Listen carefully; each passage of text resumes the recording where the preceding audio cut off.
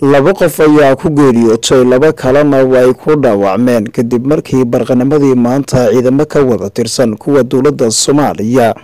ay ku dagaalameen degmada karaan ee magaalada Mugdisho. dagaalkan oo muddo kooban socday ayaa geysay khasaare isugu jira dhimasho iyo dhaawac kaasoo soo gaaray dad shicib ah oo ku sugnaa goobta dagaalka uu ka socday. dagaalkan ayaa si gaar ahaaneed waxa uu ugu dhaxeeyay ciidamada booliska iyo kuwa militariga oo dagaalkooda maanta ku dhaxmaray halka loo yaqaan xaawa casir ee duleedka degmada karaan ee magaalada Mugdisho.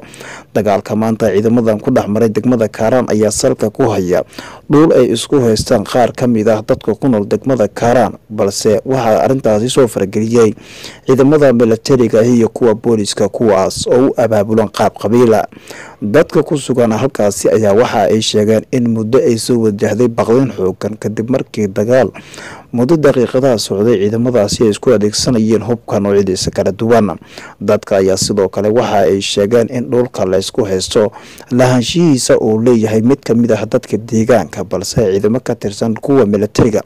oo la sheegay in ay taabacsan yihiinba gudoomiyihii hore ee degmada Balcad ee gobolka Shabeellada Dhexe Ismaan Xaadoole ay weerar ay ku soo qaadeen halkaasina ay ka dhalatay khasaare isugu jira dhimasho iyo dhaawac. dadka ayaa sidoo kale waxa ay sheegeen in muddo kooban socodka dadka iyo gaadiidka hakad uu galay kadib markii ciidamadaasi muddo saacadaha ay isku horfadhiyeen goobta falkaasi oo ka dhacay. ma jirto weli wax war ka soo baxay maamulka degmada karaan oo ku aadan dagaalkii barqanimadii maanta ku dhaxmaray degmada karaan ee magaalada Mugdisho. dhinaca kale dowladda Soomaaliya oo muddo 3 sano u xirnaa wadooyinka muhiimka ah ee magaalada Mugdisho ayaa waxa saaka ay qaadeen inta badan isgoosida ay go'doomiyeen dhagxaantii iyo ciidii lagu jaray sanadihii 2018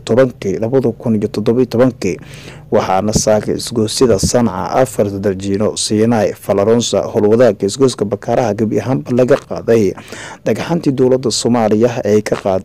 qaaday isgoosidaasi, waxaana arintaasi dhibaato weyn ku qabay shacabka Soomaaliyeed ee ku nool magaalada Mugdisho iyo gaadiidleyda isticmaalaysa wadadaasi. dadka u dhunduleela arrimaha xilliyada doorashooyinka ayaa waxa ay ku micneeyeen furida wadooyinka iminka iyo waxa ku soo beegay xilli dalka uu isku diyaarinayo doorasho. madaxweynaha Soomaaliya Maxamed Cabdullaahi Farmaajo ayaa 2017 xilligii oo tartanka uu ku jiray ballan qaaday in dhammaan wadooyinka Mugdisho oo furayo, taasoo ay xirtay xukuumadii Xasan Sheekh Maxamuud, balse markii la doortay ayuu wadooyinka 70% dib loo xiray.